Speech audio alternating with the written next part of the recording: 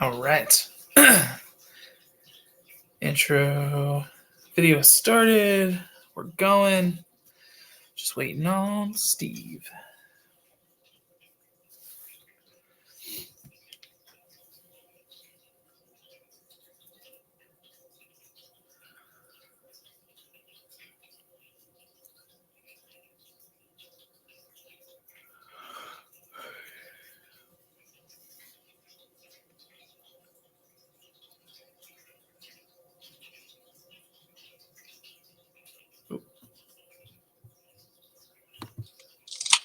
Hi, buddy. How's it going, man? Good. How you doing? Good. How's Oh your day? yeah, it's going okay. Just had to like work, and then now I made dinner. Just ate it. Now I'm here. Heck yeah, How's dude. how's the? Oh, but I ordered like a microphone, and it didn't work, and so like I'm just using my like head like AirPods or whatever. Is the sound alright? Do you Yeah, think? yeah. The sound is great. All right, great. Can All you right, hear me good. okay? Yeah, no, I can hear you. Great. Yeah, I Sick. just like Okay. Sweet. yeah. Hell yeah, man. So you Oh, you yeah. uh you work at Dottie's Donuts, right?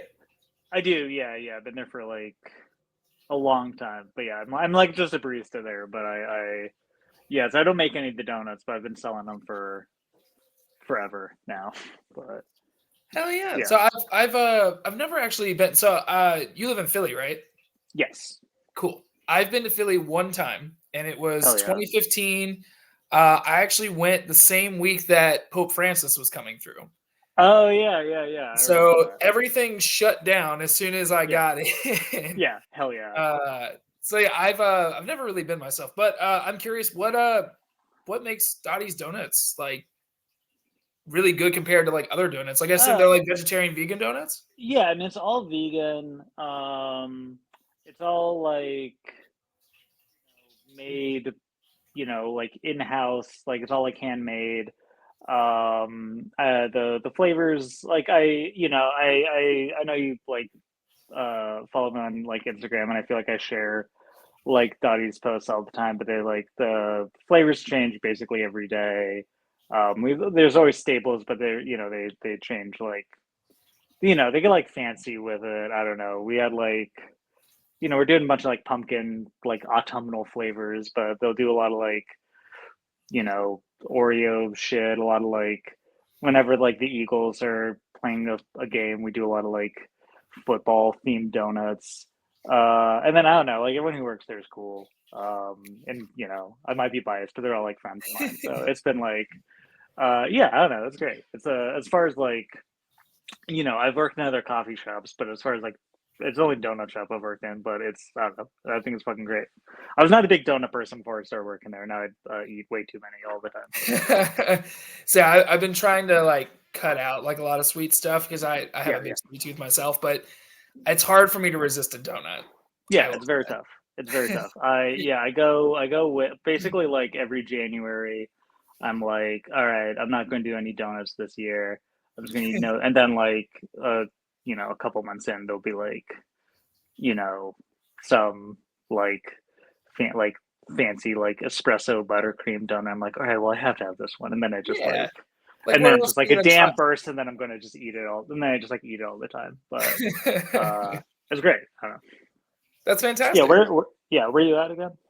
I'm in Maryland. Mhm. Oh, cool, cool. Yeah, yeah, yeah. So not too far. I Hell don't know yeah. if you've been like out this way, kind of like the Hagerstown area.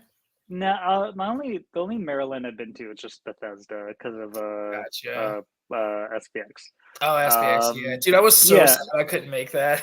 yeah, I was wondering if you were gonna stop by. Yeah, it was good. I don't know. It was good this year. That was the first one I went to in like 5 years. I think like the last one I went to, I used to go fairly often, but I think the last one I went to was like 2019, and then because of like COVID and stuff, it like I took a step, and I was like working on like books and stuff, so I took a step back from like tabling, and I'm kind of getting back in the swing of things. So this was my first one in a minute. It was rad. I don't know, but next time I'm sure next year's will be great too. Whenever you can go, it'll be even better, I'm sure.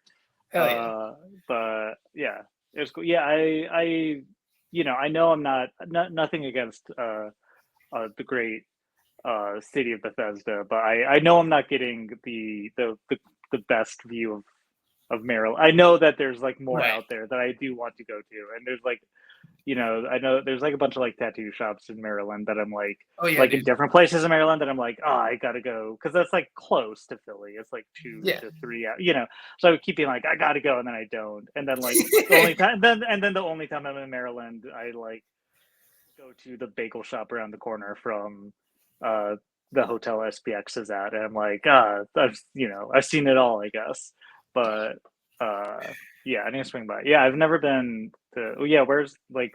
I mean, the only other fucking city I know in Maryland is Baltimore. I don't know That's where, fair. like, yeah.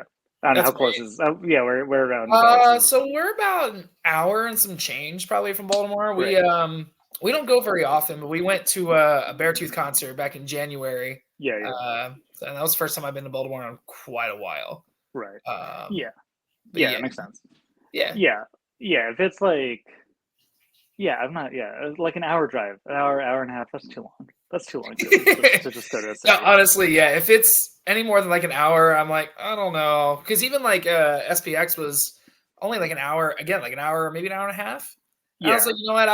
I would do that though. I would make that trip. Yeah, I mean, yeah, yeah, there's stuff, but I still like yeah, I mean, I'm from Utah, like Mm. originally that's where I grew up, and like all the like western half of the United States, the cities are like so fucking spread out, and like the states are so much bigger than on the East Coast, so I'm still like again, not that I'm like in my mind, like going to like a place like Salt Lake. I never like drove to like Denver or something. I never drove to a nearby city because I was like, yeah, it's like 8 to 10 hours away.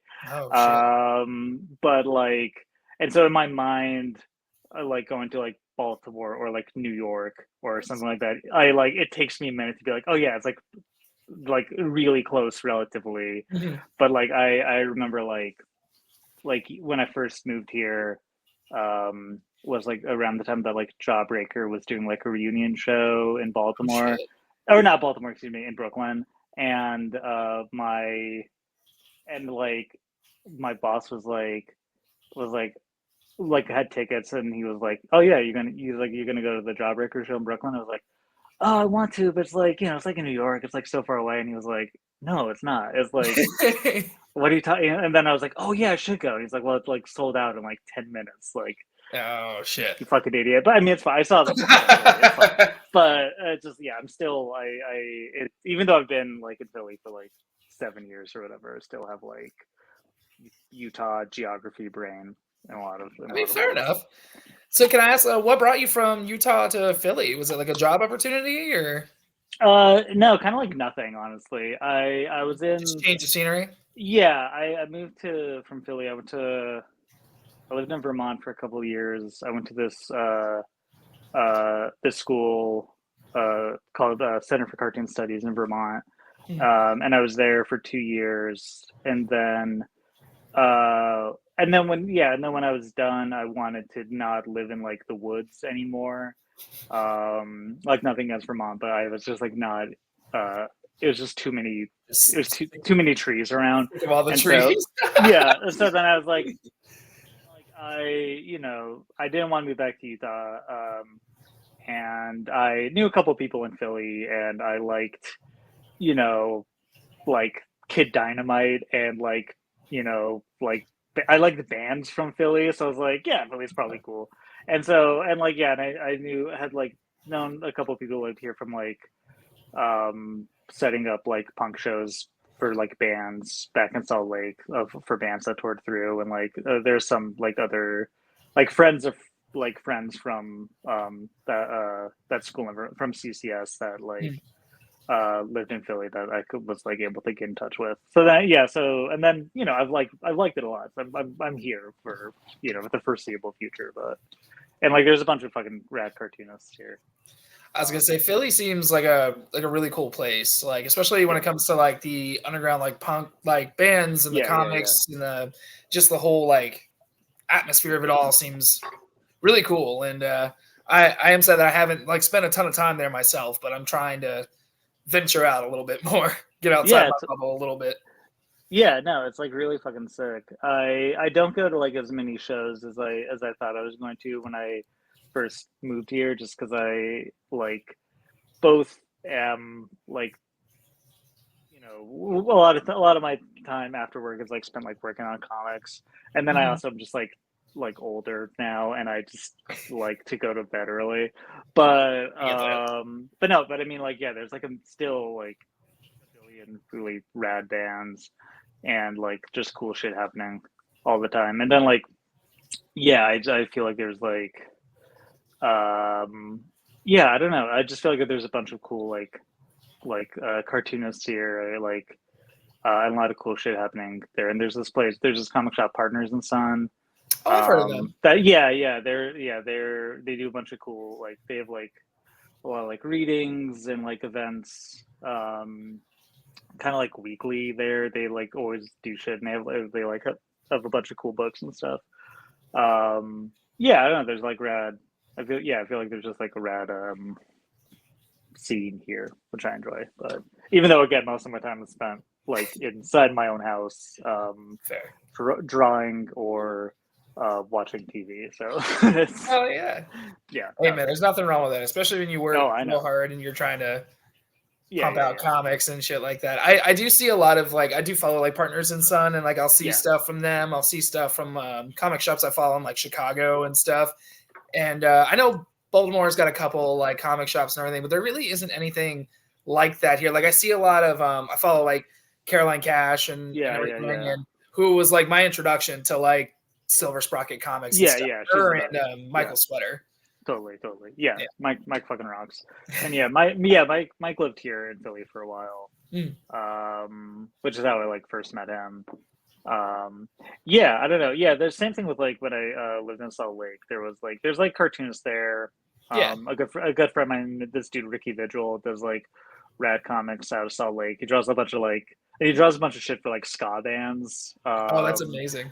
which is like really cool. I just feel like there's like every currently touring like ska band has like a fucking flyer drawn by him. It's very cool. But yeah, so there's like a few, but it didn't feel like it felt like a lot more.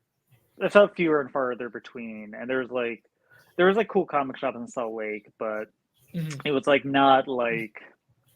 I mean, you know, it was a lot more like I guess like traditional comic shops. It was like, or like, and they didn't have like a section for like indie or alt comics or like Right. stuff like that. Or if they had like graphic novels there, it was like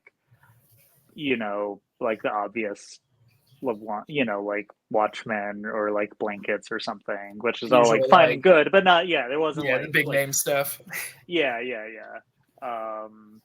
Yeah, so I feel like a lot of like uh yeah, I don't know. That seems like kind of like par for the course for a lot of like cities. I feel like I only hear about the same like couple like really cool comic shop like Partners or something. I guess like Quimby's or like Desert Island is one. Hopefully for 3 more years. And like I feel like most I don't know. I'm sure like a bunch of cities have like cool bookstores that I'm just like unaware Yeah. of. But at least like I don't know. There wasn't one in Salt Lake when I lived there, but there might be now. I don't know. Yeah, I mean, you never know. Yeah. Yeah, the coolest one around here, at least that I'm aware of, is I don't know if you've heard of Second and Charles. I know they've got like Mm. they're technically kind of like a chain sort Yeah. of Yeah. Yeah. store. They're like a sister store to like Books a Million, and Oh, right. Right. they only have like 40 some odd stores across the country. Yeah. Cool. But there's one here in Hagerstown that I actually used to work at for about 5 years, and they'll get a lot of like new stuff, but also like people selling like their old comics and stuff Yeah. like Cool. that. Like you never know what you're gonna find in there. So Oh yeah. I really love that place, and I really wish we did stuff like I see local artists will come to other comic shops and do like readings, and like they'll have like the projector up and do read off their comics. And I think that's so much fun. And I really wish there was more stuff like that around here. Yeah, that's really cool. Yeah, I didn't like this is like here in Philly, I've gone to like 1,000 times more like comics readings than I ever did before, and I feel like in in Salt Lake, if that was happening, I was unaware of. I was like mainly setting up like punk and going to like punk shows in Salt Lake. Yeah. Not like a lot, like even though I was like making comics and making zines at that time, I wasn't like super active in like the zine community. So I don't know if any readings like that were happening. But yeah, I feel like I was talking to somebody about this the other, like during, because I had like a reading for my new book in at Partners and Son, like like a month ago or whatever. And I don't know if I don't know if there's like, it seems, I don't know if like more comics readings are just like happening. I don't know if this is like a new thing more people are doing, or if I just happen to like live in a city that has a bookstore that does these a lot. But I feel like I'm seeing more of them happening like all over, but I could be like totally wrong. I don't know. At least not around here that I've right. seen. It could be just happening right under my own nose. Yeah. I mean, I don't know how to. I mean, I guess like it's, I feel like setting one of those up would just be a matter of like talking to like the bookstore, who probably wants people to come in. Like I imagine most bookstores would be pretty open to like a reading of like anything to get people like perusing. But like getting the whole projector set up, that's the problem with comics readings, is you need a whole like, you need the whole setup. Yeah, you need a whole setup, or else it's like a little tougher. Fair enough. Yeah. So I was curious, what kind of got you in? Like, have you grown up reading comics, or like what was kind of your introduction into just the comic book world? Yeah, I feel like I was like always drawing comics, or I was always drawing like cartoons. I was like really into like Looney Tunes as a kid, and like Cartoon Network and shit. And then I feel like I read like I was really into like Marvel comics in like elementary school and high school. I didn't like read comics in like junior high. Like I didn't like there was like a comic shop in the town I grew up in that I was like would go to a lot in elementary school, and then it closed down. And then like in high school is when I was able to like go to like Salt Lake City to like a cool comic book shop. But yeah, so I was very into like Marvel comics in high school. But like also kind of around that time I was like getting very into like punk and like zine stuff, and mainly like a lot of like punk cartoonists like Mitch Clem, who did that comic Nothing Nice to Say, and Liz Prince, who does a bunch of like autobio stuff. I was gonna say her name sounds very familiar. Yeah, she rocks. I mean, she's the best. But yeah, she has like a bunch of like autobio. This dude Ben Snakepit, who has been doing like a 4-panel comic strip about like what he does every day, and he's been doing like every day for like decades. I think it's like, and that was like so like stuff like that was like that was like the first like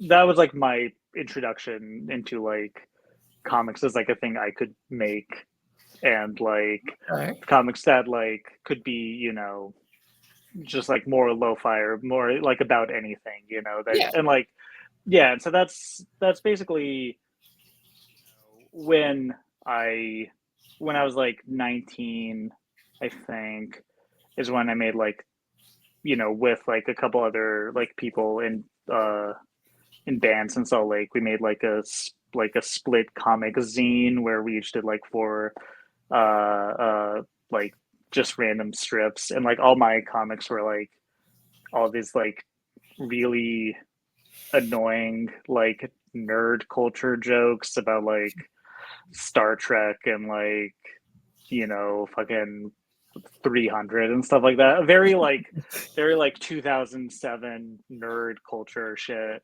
That's the good Yeah, stuff, I mean, listen, though. at the time I thought it was very good. And honestly now, not bad. I am glad that, to my knowledge, no one has any copies of this comic, and it just does not exist anymore. Because I don't want to see it ever again. Probably. Just gonna Um, pretend that never happened. That's what. yeah. But and that's like, that's kind of like all through like my 20s, like early 20s, was like doing like comics for like zines, and then like I started working on this comic, or working uh doing like comics illustrations for this magazine called Razor Cake out of California, Hmm. which is like this really long running punk magazine. Um and yeah, and then through there I kind of like started getting comics, like started meeting other, like, again, mainly like punk cartoonists, Yeah. and that's how like uh and that's kind of how I like started working with like Silver Sprocket, and like just through meeting them through that way, because that's like, they're all in the Oh same soup, right. you know. Well, that makes sense um because I forget that Silver Sprocket was they were like a record label or something for yeah, they punk started as like, yeah, bands they and put stuff out like like that. records at first, and like I think Mhm. their first, I could be, I mean, they would know more than me, obviously, but I feel like their first comics like were like these like, at least the first ones I remember them putting out were these comics that was like a it was by, it was called like Turnstile Comics, Yes. and Mitch Clem did it, where it was Mhm. like a 7-inch by a band, Mhm. and then he would do like a comic like that was like the that was like like a story of, one of the band's like tour stories. He would like illustrate it Yeah. in comic I actually form. have seen those. I actually came across Yeah, one of those at Second and Charles one day. I hell was like, yeah. "What is this?" And it was so cool. I've got a couple of those. I can't remember. I feel like, not that it matters. I wonder. I'm trying to remember what the first band. I feel like it was the Slow Death, but it might have been World Infernal Oh. Society. Again, it doesn't matter I which one know, it is, but you know what? I but actually looked this stuff up not that long ago, and I really wish yeah, I could remember because it's still you can still listen to everything on like Bandcamp. and I mean, I know that his like the Lemuria one is one that I have, because I was, a Lemuria rocks, and then like Yeah. the comic for that especially, I thought was like really fucking solid. But yeah, and I feel like that was like, at least like as far as I remember, that was their first like comics Right. project, and then like they started going more that direction. Mhm. And yeah, and so like and they had like these anthology comics called As You Were, Mhm. which was like anthologies of like random punk cartoonists, and I got asked to be in like issue 4 or something. So that's like, I did like a comic for that, and that was the first like, and that's like how, yeah, that's how I got to know all of them, and like I started like, just like uh tabling with them at shows, or like hanging out with them at shows, and just like fucking, you know bothering them to like see if they'd publish my shit. But I don't blame you. Honestly, because just talking about the night never ends. I mean, mhm. I fell in love with like when you were like posting just panels here and there. Yeah, thank you. The artwork alone, dude, is so slick. There's Oh, something thank you. super satisfying and very comforting about it, and I don't really know how to explain it other than that. And I feel like that's kind of the feeling I've been getting from again from like Caroline stuff Cool. and Michael Sweater Hell yeah. stuff and just a lot of the things I've seen coming out of Silver Sprocket. So your stuff really Hell fits in, yeah. I think, very nicely in that Cool. family. Thank you. Yeah, thank you. I appreciate it. Yeah, I mean, yeah, I mean, they're I think they're my, they're like hands down my favorite like comics publisher right now, and like Sick. a lot of my favorite, like currently working cartoonists work with them. And Mhm. yeah, and I really like, I when I was like initially working on it, I it always had the goal of like tried to get them to put it out. So I'm glad Mhm. I'm glad it worked out. But Yeah, I mean, thank you. I'm glad. Yeah, I tried my best on that art. I wanted to look good, and so I'm glad. It I'm was glad. really I'm good. glad. I'm glad you liked it. But yeah, no, and like and the printing and like the person who does like the book design and layout, Karina Taylor, she fucking rocks. I thought, and I feel like the book like the printing of the book is like like way better than I could have done on my own. It looks fucking sick. It does, dude. Yeah, the Yeah. only other person I've met through Silver Sprocket was Natalie Childress, if you know of Okay. her. I She don't think I do. from what I understand, she edits a lot of like Silver Sprocket stuff. Oh, cool. But she came through, so I work at a brewery, uh, Cool. and she came through and we got to talking, and she told me what she does, and she lives in like Germany and stuff like that. And I have the Silver Sprocket goat on my Yeti. Oh, sick. So Hell she yeah. saw it, and she's like, I have to take a photo of that. Yeah. And we just really got to talking, and it was really cool because, like you said, I mean, Silver Sprocket is hands down like has become like my favorite publishing company. Like if I go to Yeah. any bookstore, I'm looking for it. Yeah. I think they're just like very consistently good, and they Mhm. have like I feel like they've got enough of like kind of like a curated, like I think they have like a wide variety of like cartoonists who like make like a wide variety of like subject matter and like and work, but it feels like curated enough in a way that you can kind of like trust that if you pick just like something up sight on, like Mhm. without any knowledge, you're like, well, I like the vibe of like this other shit of like Mike Sweater's comics or like Caroline's or like Ben Pat, I like those other shit. So like this new thing that I've never heard of probably like will be like it might be different, but at least it'll be like cool in some way. I feel Yeah. like it's a little bit like I know that's how like the band Crass in the UK, like from the anarcho punk band Crass, like when they did Crass Records, they they had like a like they had a very rigid like a design for all their like for all the labels, all the records that they put out, Mhm. and so like so just again for the same thing, just so that people could be like, oh, like I want to buy a Crass record, but like this other record, like Flux of Pink Indians or whatever, like I've never heard of them, but it looks like a Crass record, and it's like and like so it's probably cool, which it like is. So I don't know. I just feel like there's like there's just like a vibe that even though I don't think I draw the same as like um I can't think of a fucking other cartoonist off the top of my head. But I don't know. I just think like they have like a level of quality that and that is like I think is like really like top tier. And I think kind of like no matter what, it's always like an interesting thing that they put out. Like just like you can grab any book off their table. I think it's like pretty fucking sick. I agree. If I do say so myself, I'm not, I'm not gonna, Yeah. I'm not, yeah, I'm like, and then there's mine, but it's like, But you know what? You're not wrong. Anytime I see them at like cons and stuff, or like they post photos of their tables, and I'm like, there's so much in here that I would just pick up immediately just from the cover art alone. I And think it's fucking sick. Yeah, yes, I'm really, I feel very lucky that I got to that I've been like able to work with them, and they've been rad. Like I mean, I've known like them for like a long time, like yeah. so I knew it was going to be cool and fun to work with them, but it's been like really, it's been awesome. Oh yeah, man. Yeah. So the night never ends. Where does an idea like this come from? So I assume you're kind of like I'm assuming you love like horror comedy films and stuff like that. I mean, you definitely feel it in Yeah, yeah. the story. Just curious if like any of it's kind of based on anything that actually happened to you, or just kind of. Yeah, I mean, it like I feel like initially the general like germ of the idea was just from like most of the ideas, most of the comics that I make is just because I'm like watching a movie and then I'm like, oh, I want to make like a comic like this movie, but I watched like yeah, I, don't know, I watched that movie, Green Room, the Jeremy Saulnier Oh movie, yeah, dude. back in like 2017, maybe I think.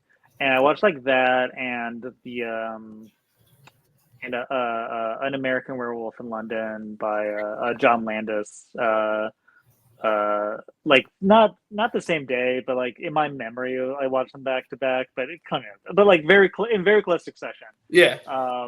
And I was like, oh, like it's a fucking like perfect 90, like it's like a perfect 90-minute film. It's like, and like it's just like so tense, so like such a like a well constructed thing. And I was like, it'd be cool to make something like that had like that kind of that like thriller vibe. And then I like comedy a lot. And everything I want to make be funny in some way. Mm-hmm. And then and the same thing. I was like, American Werewolf in London was like so fucking funny, but the horror is also like, it doesn't sacrifice one or the other. It's like a very good horror movie and a very good comedy. And it just kind of felt like I was like, I want to like figure out a way to like make those two vibes that I wanted to like have like work in some way. So it's just like kind of in the back of my mind. But then like like a bunch of stuff.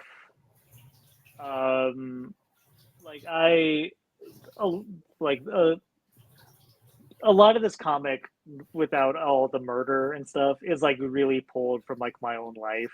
I think like I don't say the town, but it's like the town they are in is like modeled after like my hometown. Okay. And there was, like a lot of like the stories they talk about are like loosely based off of things that like me and my friends did in like high school. I'm assuming the termite thing was something that actually like shit like that. Yeah, 100%. Yeah, there's just like a bunch of shit like that I was like, because I used to like, because like I said, like when I got into like making my own comics was through like autobio stuff. Yeah. I used to make a lot more autobio, and then I like stopped wanting to make autobio, but I had a bunch of like stories and things and feelings about my hometown and life and like Utah that I still wanted to make art about, and it just kind of seemed like, I don't know, and like the like all these, I feel like in the back of my mind, like wanting to like make art about Utah, and then also like wanting to make a horror comic, and like a comedy was in the back of my mind, and then like also just like turning 30 and shit like that. Like all this stuff was like, I was like stressed about all these things. It was all in the back of my mind, and it kind of just felt like sort of like they all like kind of like gelled together into like this one idea. Yeah. But yeah, 100%. Like most everything in the book is like my best oldest friend from like junior high, who I still talk to like all the time. He read it and he was just like fucking texting me, like live texting me, being like, "So this is like that, right? Like, this is like when that happened." I'm like, "Yeah." But yeah, it's like there's kind of a one-to-one for if you are for him, then you get a little bit, a different read of the book than everyone else. But yeah. No, I loved it because there was that moment in the beginning where like Trey kind of like touches the ceiling, and it's just I was like, that has to be something that actually happened. It's such a very specific detail to have in there. Thank you. Yeah, I wanted to like, thank you. This was like a comic that, because like before this, I made these two books that were like kids books. They're called like Timothy Dynamite. They're like these like kids spy comics. They're like Mission Impossible, but for like kids. But like a dinosaur spy. But there's like a lot of like action in them, and it's very like there's a lot of like big fight scenes and shit like that. And so like this comic doesn't have like that same level of like scope, like they're like nobody's just like jumping off of skyscrapers or whatever in this. But I was like really, so I wanted to like really make it as like specific and feel like as like real and true to life as possible. Like I wanted that same level of like care and attention that I put into like a fight scene to also be like I wanted to put that same level of detail into like the guy sitting in the passenger seat of a car just like Yeah. looking at shit, or like just like the small little things people do when they're like walking around hanging out. I wanted to feel like all the characters were like living at the same time, Yeah. like yeah. No, I love that. I love little Cool. details like that because they jump out at you. You're like, you don't really see that or whatever unless it's something that like you really thought about. And Yeah. I think that's really cool. And like you mentioned it being like really like grounded. And I think the entire thing feels like that. Even like the cultists and everything, their whole getup is real like simple, which is awesome. And like the way that they are very clumsy made me think of like Ghostface in some way, shape, or form. Yeah, He totally, just totally. like gets knocked around a lot. And Yeah. and that's kind of what it made me Yeah. think of. But I really enjoy that. I think that's very fun. Cool. Yeah, thank you. Yeah, I wanted to. There was like a draft of this like early on, whereas got a lot more like like kind of Lovecraftian, like a lot more like That's a lot of the it, stuff I write is very like yeah.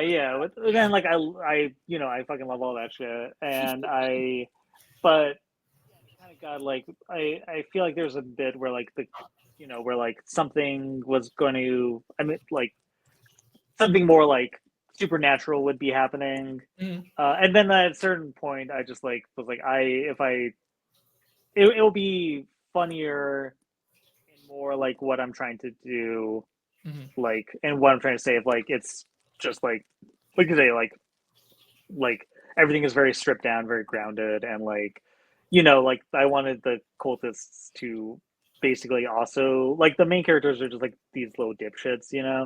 and I wanted the cultists to, in their own way, also be little dipshits, who are just like also kind of just like figuring shit out. Yeah. But yeah, it yeah, well that's like a thing that made it like a lot. It's always going to be fun for me. I'm like writing the comic, so like I'm not going to draw it if it's not fun for me. But it's like, yeah, that kind of like stripping the scale back to just trying to be as like true and grounded and real as possible made it like very fun, and like kind of I could throw in like like they have like a big gulp cup that they're drinking the blood out of and shit like that, just like, or big gulp cup. What the fuck did I say? Big gulp cup is what I meant to say. Okay, I do exactly. Yeah. Oh yeah, man. Well, something else I really enjoyed about this was that you do get like a final girl, but like she's from like the original group. Yeah. So it wasn't technically anyone from the group that we're following, even though they all did survive. But I did like that twist there in the end. And then of course you being the only person we actually saw die in that group I thought that was great. I thought that was awesome. If you can write yourself into something like that and be like 100%. the one like death, I think that's so much fun. Thank you. Yeah, that was just like, I had like, forever just like just like a placeholder stick figure basically. And then I've drawn myself more than anything else. So like I was like, I can just do this. I like, why not? And there's no other place to put me in the book because there's not like I can't do like there's no crowd scenes. I can't do like a cameo so it just felt like, why not? But yeah, with like and the girl at the end was like that was also I wanted it to feel she's like the final girl of like her own more serious, more intense film. Right. Like she has like a very heroic ending that's like the heroic ending of a movie that we don't see. Yes. And we're just following like these guys who just like who just stumble into something that they don't want to be in and aren't prepared for. That's that's how I wanted it to feel at the end. But no, I love that. And it does feel like a really like thought out, well structured like movie. Like I think I even messaged you and told you that like I was imagining this as a film the entire time in my head, or even like an animated film. and that's something that I would watch over and over again. So, if you ever looking to make the Night Never Ends film, Yeah, I mean, listen, it would be so much fun. And hey, you. if you need somebody, I got you. Thank you, appreciate it. I definitely when I wrote it very like I typed it out like script style. So I write all my I had stuff. like very like it was like in my mind there's like it was written very like I had a very cinematic idea for it. Like some things like there's like parts in the script where I'm like, this page like mimics is supposed to mimic like a one continuous like a one take shot like Brian De Palma or whatever, and then like obviously that can't translate into comics in any way, but it was like fun to like try, and like I think that did like it pushed me to like make and like the art a little bit different than I would have done if I hadn't like scripted it out like all like a movie script initially.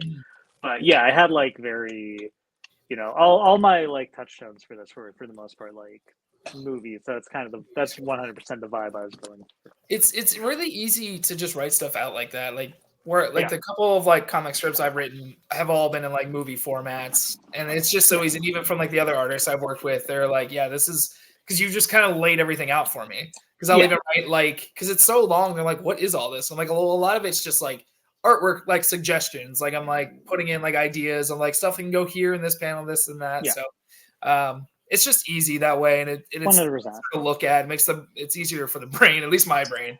No, totally. Yeah, that's been the easiest way for me to write stuff, especially like long form stuff. And I know that like other, like a lot of friends of mine like do, from what I can tell, like they kind of write like through like thumbnailing, which is like I feel like that's how Mike Twitter does, and that definitely like I know that like probably makes it faster and like cuts in some way and like cuts a step out of the process because you don't have to like translate the script into thumbnails, right? To then if you're like trying, but like I just like it doesn't work for me the same way. I have to like type it up and like I have a script to look at. It also made it easier to because like with this comic there I like there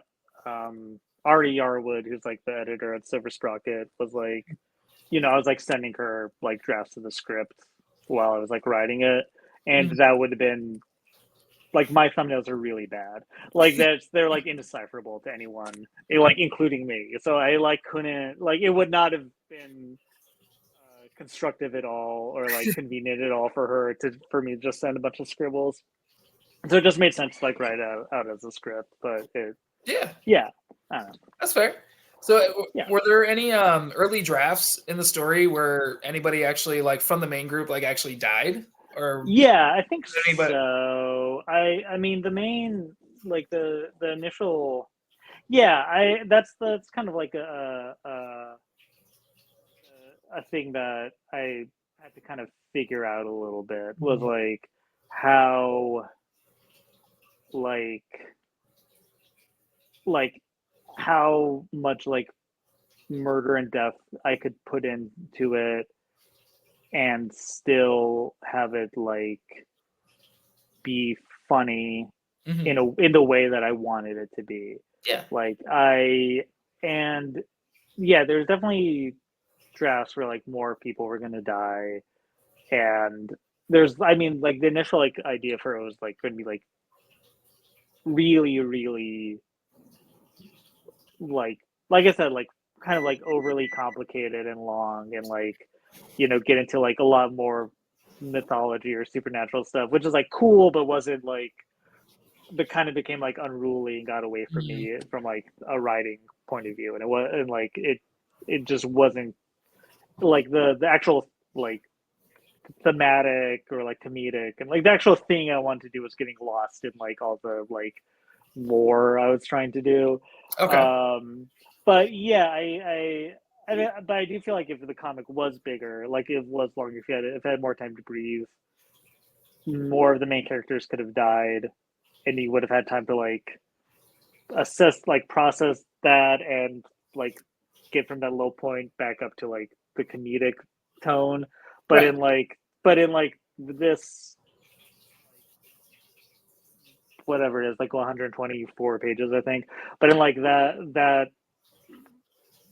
like trying to make it like tighter, it would have been like, I feel like it would have been to have one of the characters who's like friends, like it would have been hard to have like the main character's friend die, and then like them like deal with that Mm-hmm. in a way that was like felt real enough, but also not totally kill the vibe of the story. It was, yeah, they definitely, that was like a thing I like struggle with, and tried to figure out. And I think that like, having the group of like the first group of like slasher victims that you see early on Mm-hmm. was kind of like, that felt like the right way to like introduce like the stakes and the death and like the violence and gore of the story that I wanted, without like having to like kill off the characters that are like, Yeah. but I also, again, even though again I think they're all fucking like annoying assholes, I still nice. I like, they're all like my friend, like they all like Yeah. are stand-ins for me and my friends, so I enjoy them. But that's how you know when they're good friends, when you can, Right. when they're annoying assholes, but you can like stand them and you realize, oh fuck, I'm one of them too. Right. Exactly. And one other thing I really enjoyed about that too, that like that moment that they're all hiding in a playground, which I thought was really cool, because I was like, that would 100% be one place that I would look for, hide inside a slide.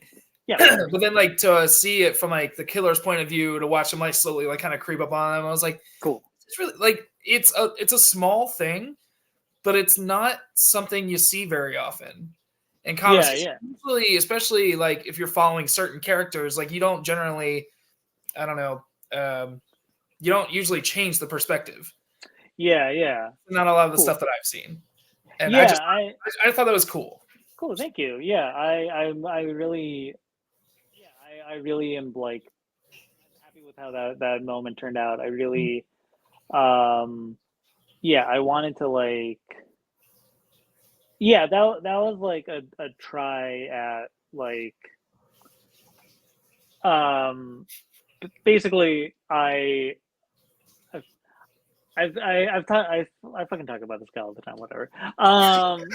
Like that was like a riff off of like a Brian De Palma thing, where he'll like have the camera like from like a killer's point of view a lot. Like the opening scene of his movie Blowout is like from a killer's point of view, and you're like watching people, and you're like watching people do things. He's very into like voyeurism and stuff like that. And his like, I think he's like my favorite filmmaker. He's the fucking best. But he that explains why his name is on the wall. That when That I was like looking stuff up, and I noticed. I actually had to Google it, because VCZ, what was it? Vania Giant Food Maker is some kind of YouTuber. I didn't know if that was somebody that's not what I want. Because I wasn't sure what it was, so I was like, I'm gonna Google this real fast, and that's what came up, and I was like, this is kind of cool, because it's like there's a video on like making French fries with like the rarest potatoes. I was like, I have to watch this. Very cool. I wish that's what that was supposed to be. That's so fucking dope.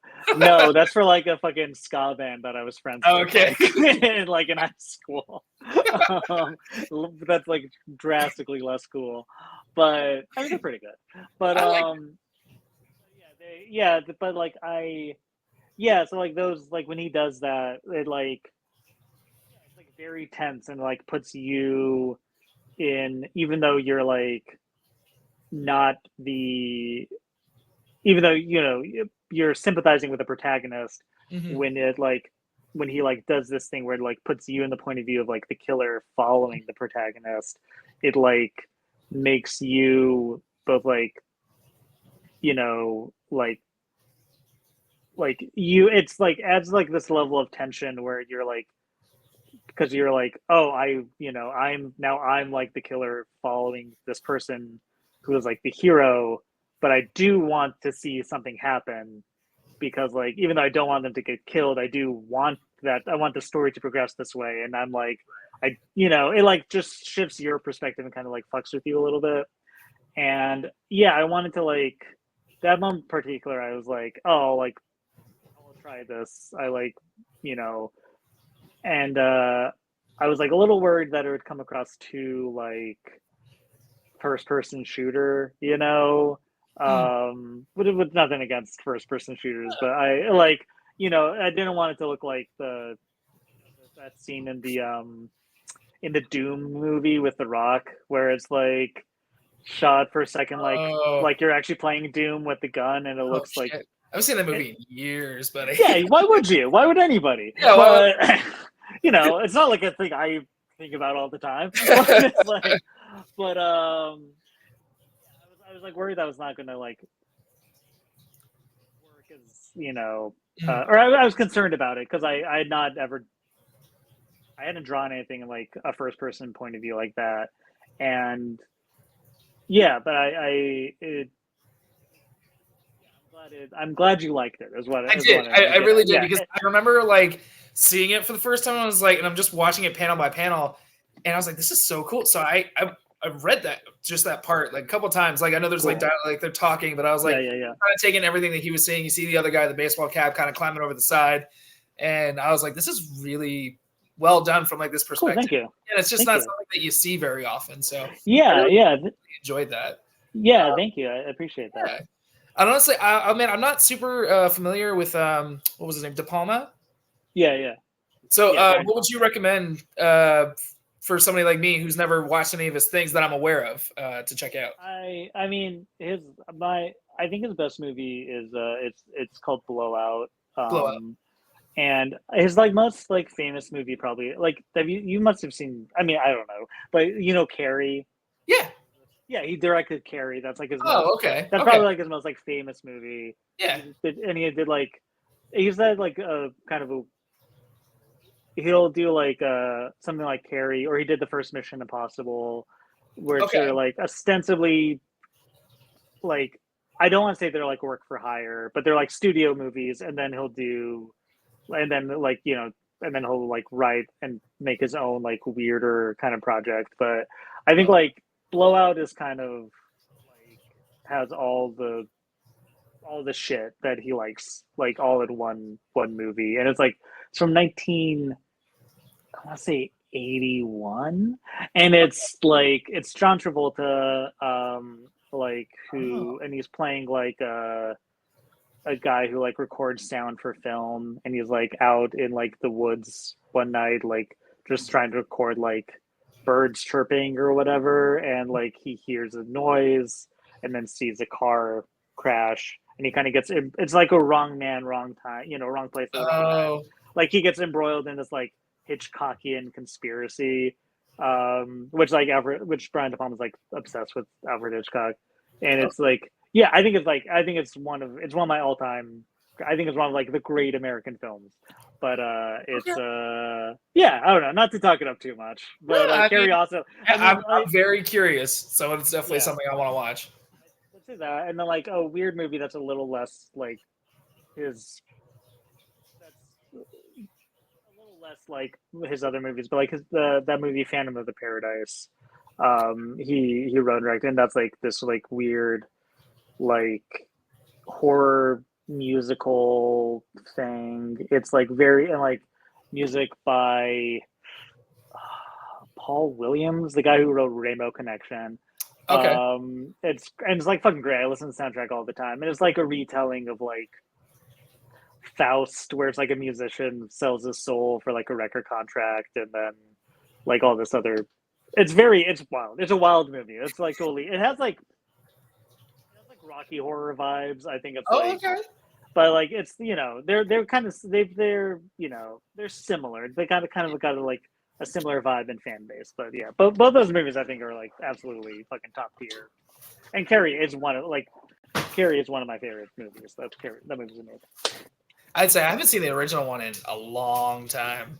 Yeah, it's been a minute for me. That movie like really freaks me out, and Yeah. like I really like it. It's really good. Mhm. Every time I watch it, I like appreciate something else about it.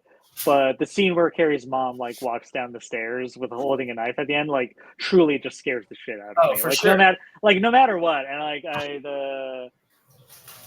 the person I was dating at the time when I first like who like showed me that movie the first time, I Mhm.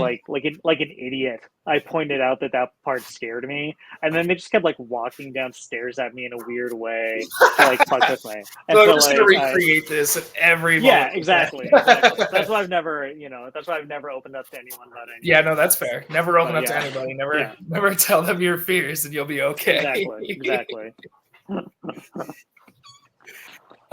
Do you play any kind of instruments or music yourself? Uh, I don't anymore. I used to play. I was in like a couple like just really shitty little pop punk bands and Hell so yeah. like and played like thank you. But I played like guitar and I played like drums and stuff. But they never like it. Yeah, I like every now and then. I was just thinking about this the other day because I was listening to. I've been listening to a lot of like old like 70s power pop, Okay.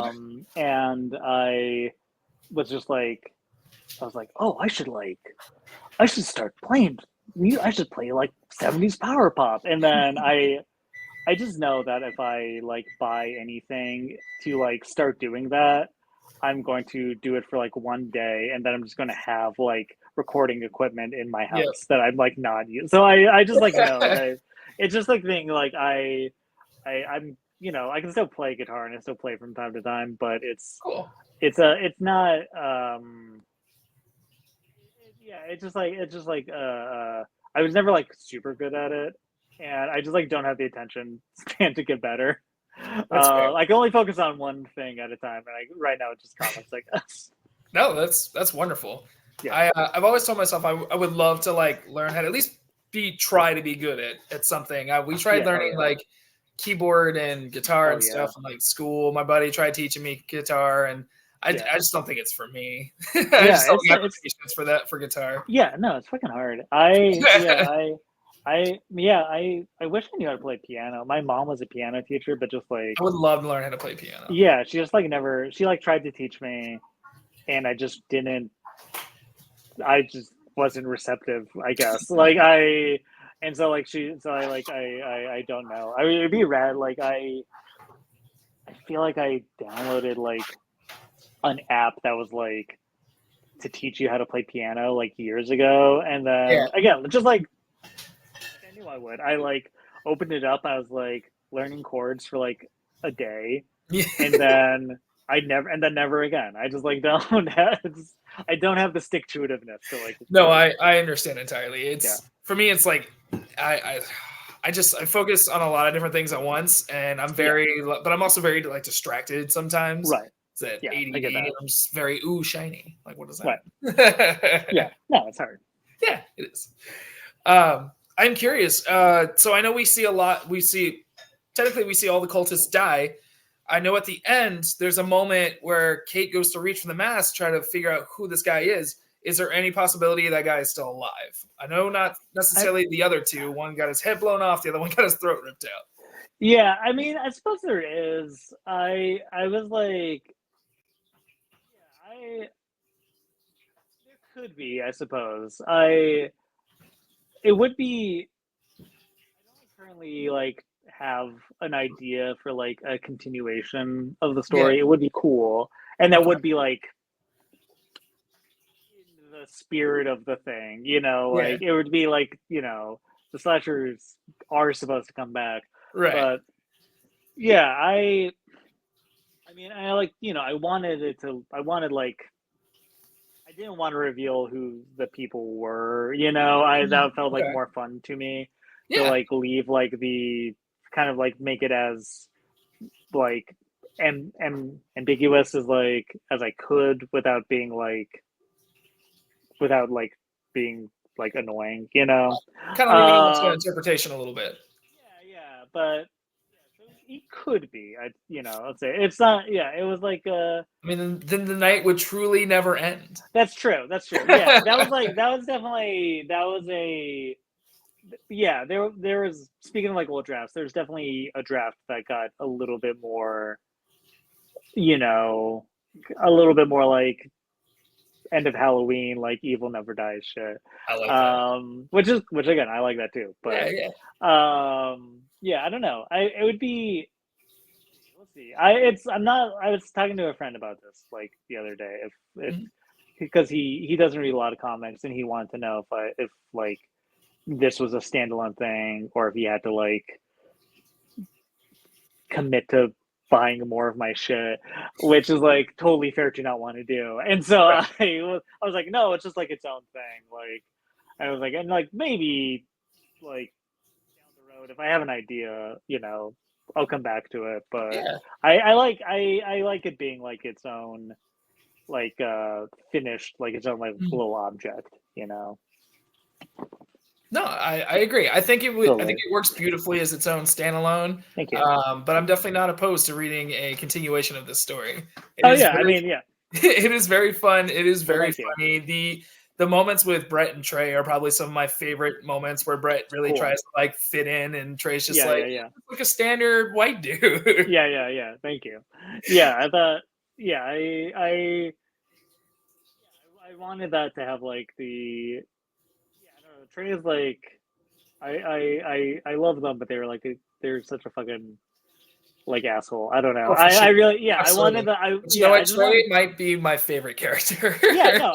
I think they fucking. Yeah, I wanted them to just be like, everyone knows somebody who's like that, who's like Yes. too, especially like younger punk kids. I don't know. I just feel like there was like I like a couple years ago, I was like at this like this comics reading, and there's like I was just like talking to that I was late for because I went to like Subway to get a sandwich, Okay. and like I was talking to a friend, and there was like this little punk kid overhearing us talking, and I was just like, yeah, I was like, yeah, sorry I missed it, but I had to get this, I had to go to Subway because Subway is my favorite restaurant. And then Oh this yeah. like, which is, and then like this little punk kid who's like this little like crusty kid just comes up and is like, wait, did you say Subway's your favorite restaurant? And I was like, yeah. And then they're just like, my favorite restaurant's a dumpster. And I was like, all right, dude. I'm sorry, I'm not like cool as you, I guess. Right, Like yeah. I don't What do you like got I, against Subway? I mean, yeah, exactly. But like I'm it's just like, yeah, that kind of like impulse to like assert your like punk, you know, your punkness at all mhm, times. And yeah. like that's kind of the vibe though. That's the energy I was trying to channel when I was like writing this character. But I think about that kid telling me that their favorite restaurant is dumpster all the fucking time. It'll just never. It'll never go Yeah, away. no, it's just always just when I like close my eyes, I think about it.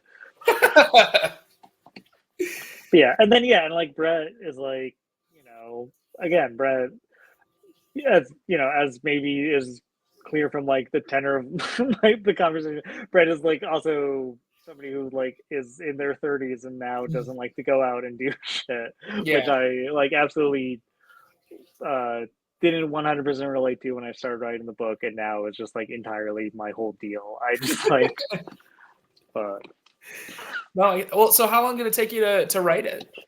it like um there's like a lot of like starts and stops. Mhm, I think I started in like I feel like there's like a sketch from like 2018, I think, which is not like which so probably around there is when I like first had like sketches of like characters.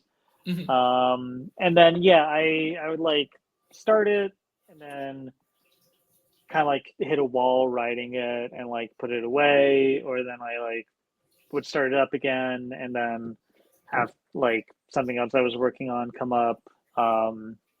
And yeah, so I feel like it's been like in my mind for a long time. Mhm. But I feel like once I actually was like working on it in earnest, which would happen like started in like 2021 maybe. Okay. And so then I think it took about like I want to say it took about like 2 years all told to like from like starting of like really like work like hammering out the script Hmm. and then like finish. I feel like it was about a 2 year period, and I was like, I was finishing up like coloring the second of like my kids books at the time, and that you know was like so it was like a like the those overlapped in a way that was like kind of hectic, that I probably wouldn't do again. But yeah, I feel like all told it was probably like 2 years of like this version of the book. uh Hell yeah. yeah, yeah, That's awesome, man. yeah. Yeah, I just have to. I'm just absolutely in love with your art Thank style. you, thank Again, you. like I appreciate the it. way you do your colors, and especially like the reds and the way you do like the fires and everything, Yeah, yeah. they are just so vibrant, Cool. and I just Yeah, like thank it's you. so hard to not look at them. Yeah, yeah, thank you. Yeah, I really I wanted it to have like a pretty like not muted, but like I wanted to have like kind of a cool like nighttime tone, like Mhm. color palette wise for a while, and then yeah, and then just like have like save like reds for like big pops of like blood or like Mhm. fire and stuff.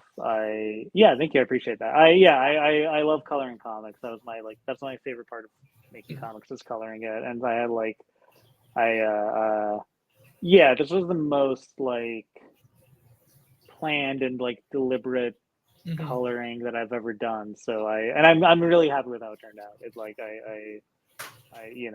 I'm glad you liked it. I Yeah, no, appreciate that. I Thank you. did, and even like went back and like saw some of like the landscape ones you've done like during the Yeah, day yeah, or yeah, at night or whatever, and I'm like it looks like a more like I don't know why, but it reminded me more of like Where's Waldo, and right, kind right, of right, like right, right. the landscape of it all, and I thought that Yeah, was really cool. So that kind cool. of brought Hell me yeah, back a little bit, but cool. Hell yeah, yeah. man, I absolutely dig it. Thank you. Yeah, dude. Well, I won't keep you too much longer. I know it's been a little over an hour, and Oh yeah. I'm sure you're No, it's fine. No, tired it's been great. and everything. No, well, But no, honestly, I could talk to you for a long time, dude. yeah, hell yeah. No, this is great. Thank you. I appreciate it. Yeah, Yeah, yeah. I'm really glad you liked it. And like, and thank you for having me on. It was one. dude, thank you for coming on. Like Of this is course. awesome. This was a lot of Yeah. fun. Hell yeah. Do you have any advice for people who are just trying to get into making comics? Just trying to get it out there? Yeah. I mean, I'd say like, um, the main thing is if you've never made a comic before, um, like definitely start small. I feel like myself and like probably every cartoonist on earth like initially tried to make some like big fucking like dream project, Hmm. like some very like had some insane unachievable goal when they first started out Hmm. that they got burnt out on really quickly because they like were learning how to draw comics while Yeah. they were like, so I feel like seriously like just like do like one page comics, do like little gag strips, do like and then and just like learn like just feel it out and like what like your like what you want to make comics about. Don't like worry, basically just like do like as many like low stakes Mm. like fun things as possible, and just like allow yourself like give yourself the grace to like just experiment and try stuff, and then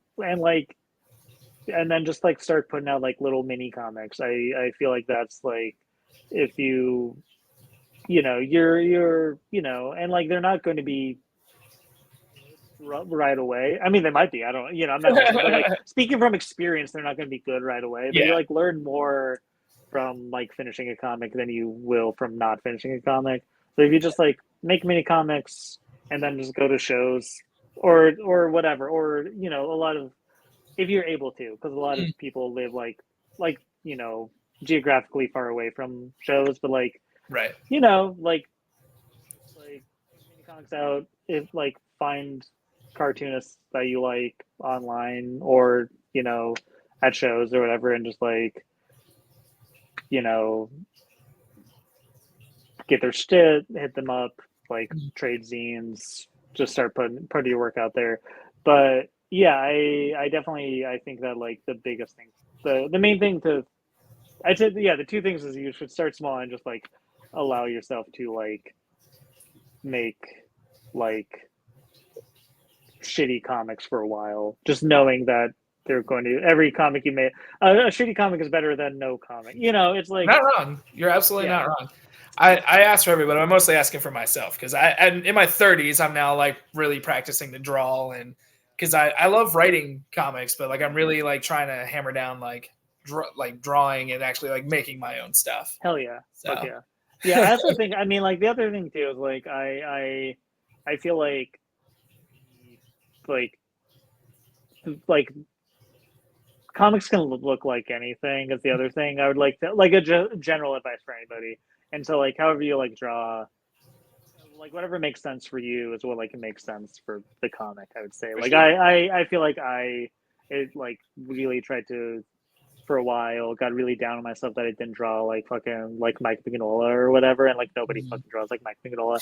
But like I like, and you know, and but that's just like, you know, like however you know, like the however you draw is how you draw, and you can improve, and you should, you know, like, and you'll improve by drawing.